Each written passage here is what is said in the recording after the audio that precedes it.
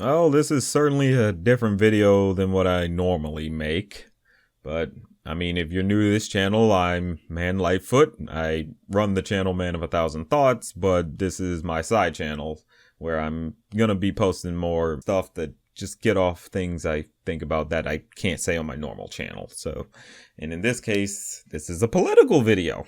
And the main thing I wanted to just get my thoughts off on was recently, our Democratic nominee basically is now Kamala Harris. Biden just dropped out and decided to pass it off to Kamala. I've seen many different reactions to this entire situation, and it's definitely an interesting conversation entirely.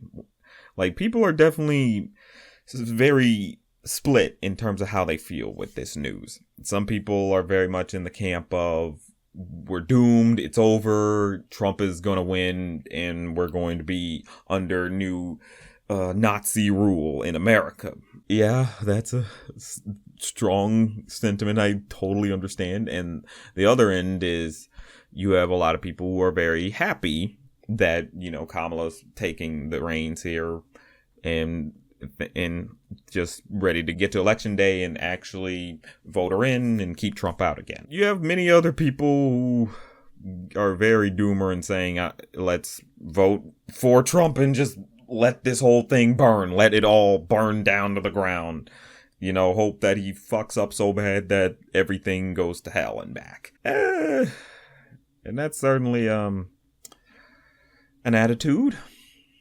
But my overall feelings, I guess, just to preface things a little bit, I'm ultimately voting for Kamala. I'm just going to put that out there. I'm not a strong Biden supporter or Kamala supporter at all. I am aware of what Kamala has done as prosecutor. She has locked up innocent black men and laughed about it, which is fucked in the head. I'm not keen on her. Exactly. I'm very much hard leftist. I don't think someone like her should be the president, but I'm of the understanding that when it comes to elections, what we should do is focus more on picking a weaker government to fight against. And I think someone like Trump would be more of a fascist type of leader, and we would have more of a struggle there. Like, leftism would not be able to thrive under fascism. I'm sorry. Centrism will always be where people want to be at when it comes to fascist rule, because it's like, I want to get out of the mud first before I do another big thing afterwards, and so that's why I think you want to deal with the centrist Democrats as the leaders, because you can organize under them better. You can pull more people who believe in them over to your side, because it's like, maybe times are a little nice, but they very much could be better. And you can actually lay out what you believe things should be. I cannot pretend like Biden didn't fuck us over by not dropping out early and maybe trying to pass it off to Kamala first thing at the top of the year. Like that, I do think he should have done that, but I'll admit I'm not a political expert. I'm just more giving off the feelings I feel, and I'm hoping other people also might maybe feel too. It's just a weird situation where we have to really grit our teeth again, like in 2020, and just vote for the least harmful candidate. It sucks. I don't think the system should be like that. It does feel like it should be leftist candidates versus liberal candidates, that type of thing. And the right we don't have to deal with, because they've shown who they are. They're the Nazis. They're the Nazis. The right are the Nazis. Nobody wants to live under Nazi rules. Even they don't want to live under Nazi rule. That's why Nazism failed. It's why it crumbled. I just don't think we get anywhere by giving up so easily, ultimately. I get what the frustrations are. If you, especially when it comes to the Biden administration, in terms of how he's handled the genocide in Gaza, with how Israel has just been killing innocent Palestinian people, I get that. I totally understand where the stance in saying I'm out. I would never shame someone on that matter, because it's like maybe you have loved ones who died over there, maybe you know, or you just understand it's horrible because it shouldn't be happening, because it's a modern day Holocaust. It really is a modern day Holocaust, and I totally understand the feeling of I can't support any bit of that. So I wouldn't shame anyone on that. But the lot of us who do live here who also are minorities, and we know for damn sure Republicans are not going to be helpful to us, and Democrats aren't great on this either. Biden's record with policing is terrible. It's abysmal too. He increased police budgets well after George Floyd's death, after all those protests, and he gave the police a big bonuses under the guise of they are supposed to do better policing for black neighborhoods or so. And it's like, no, that didn't happen.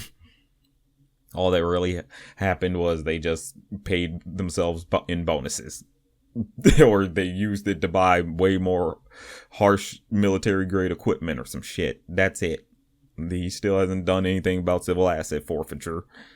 And I'm not going to pretend like Kamala is about to be better on this. Chances are she's probably going to be terrible. But I just think we're at a better position to fight this if we elect Kamala, because the left honestly dropped the ball after 2020, after Biden was put in, because once Biden was put in, that should have been the call sign to get to work. Progressives should have all been organizing and running for elections in local and federal offices. But you look at a lot of these races, and I've been hearing great things about a lot of local offices that have been doing a lot better, for progressive policies and such. So there's at least that part where it's like, okay, y'all woke up there. But in terms of the Fed, we didn't want to run anybody. We didn't want to look for a champion to run. We said, fuck it. And we let it slip. And don't get me wrong, in a lot of cases, people got screwed over. Like Jamal Bowman, IPAC screwed him over. He was very much a darling in New York. And then next thing you know, the IPAC came in with the Israel money and made sure he couldn't win his re-election. It's one of those things where progressives didn't organize properly enough and find an actual champion for like a lot of Senate seats and even to run for office. Like, I'm sorry, the pickings were slim and people could have tried, but nobody did. And don't get me wrong, I get it. I understand, the media would suppress the progressive voices. They always do. They did it to Bernie. I don't think we get anywhere by just sticking our heads in the sand and saying don't try. I'll say I'm not speaking holier than thou, because the same thing could be a case for me. It's like I should get out and run if I really want this stuff, or at the very least, it's like pay attention to local politics. Make sure that your city is being run by legitimate people who actually care for it and want to do the best by it. But I think it's also just one of those cases where it's like, learn from Biden where you dropped the ball. Okay, you dropped the ball by not organizing and not getting any champions for like Senate seats, which is what screwed us up. If we had way more progressive senators and representatives, then we'd be solid. We're better off letting more of the liberal agenda get through, because you can pull people more from that point versus trying to pull people all the way to the far right of the spectrum. I don't think we get anywhere by doing that, by trying to pull everyone, by hoping to pull people over from that extreme. It's like you have people who are way more on the fence or in the middle or closer to the middle. Like they may be on the right end of the spectrum, but they're still a little more towards the middle of the spectrum.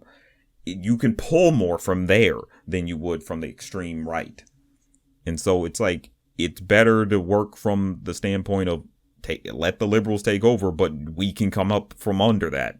Because I just don't think progressivism thrives the best under fascism. I really don't think leaving it to to letting it get as bad as it can get will help. I think we're better off in just actually organizing properly next time, and in putting up a real front, utilizing every means we can to get your names out there. Use the internet as much as possible. I know the internet's in a bad place too, but like I said, you got to use what you can. You got to appeal to most people, because a lot of people are set to just throw their hands up and give up. I just can't get into that, because I'm just like, what does that really do for anybody? What do you think will happen if you think things will just become at least better under Trump? No, if you're on that far end of the spectrum. Or what exactly do you think will happen if we just stick our heads in the sand, don't vote, and just let Trump win? Are you that doomerous that you're like, let it all go to shit and we all die? Because I don't think you've gotten that far in your mind, you know?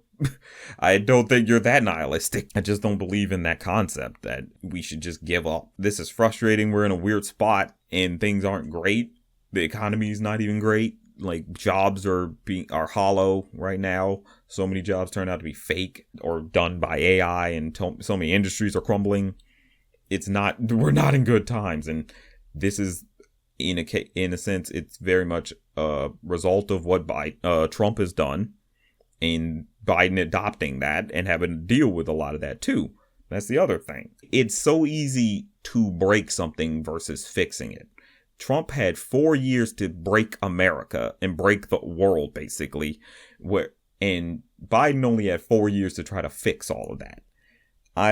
Like I said, I'm not a proud Biden supporter, but I can admit it probably ain't that easy of a job to just fix it all.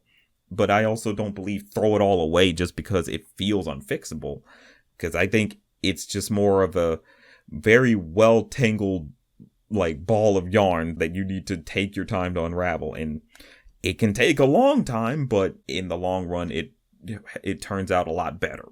Because I feel like when you just let it all go to shit, many people's lives will be affected. You know, I think a lot of people will die if we do let it go to shit, because a lot of people did die the first time when it came to Trump.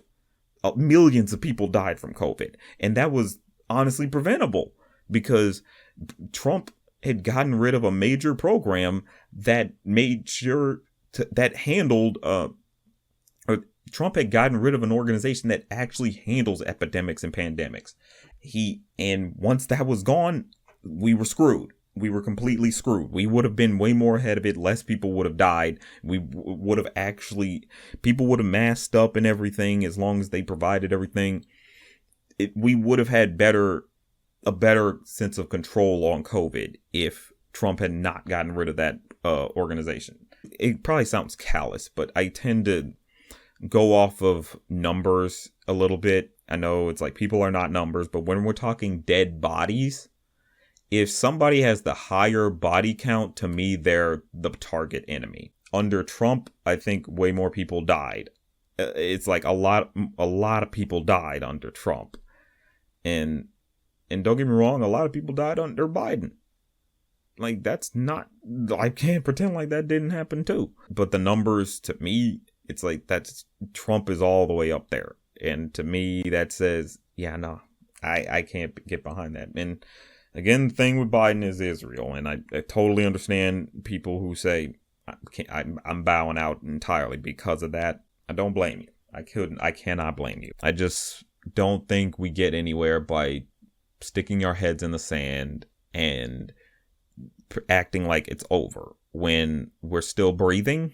A lot of us are still moving, and at this point, it's like a lot of us, we just feel really bad about this, but it's like you gotta feel your feelings, obviously, but I don't think you gotta let your feelings completely numb you and let them control you to the point that you stop believing things could get better. It's like things can get better, but I don't think we get anywhere by just moping about. It's like, we know for a fact that it's like the Republicans don't get anywhere when people mobilize and get out and vote. So we know who the Republicans are. They are the conservatives. They are the bigots. They are the racists. They are the transphobes. They are the homophobes. They hate everybody. And so we need to keep them out. They are the evil that you are supposed to fight. They are the empire to your rebels. So get rid of that evil, and then we can deal with the proper fallout of having to deal with liberals in charge. Because the problem is, once you get the liberals in charge, people do become a little too complacent. And it's like, if you organize properly underneath liberals, you can get a lot more done. I really do think you can. I just wanted to get off those thoughts a little bit. I know it probably sounds rambly as hell, but it's just how I feel about all this. I understand the negativity of it. Times are rough, and, people can't pay the bills. They're struggling, but I don't think we get anywhere by just saying it's all over and just doing nothing. I don't think that helps anybody at that point. So, yeah, I just wanted to get that thought off.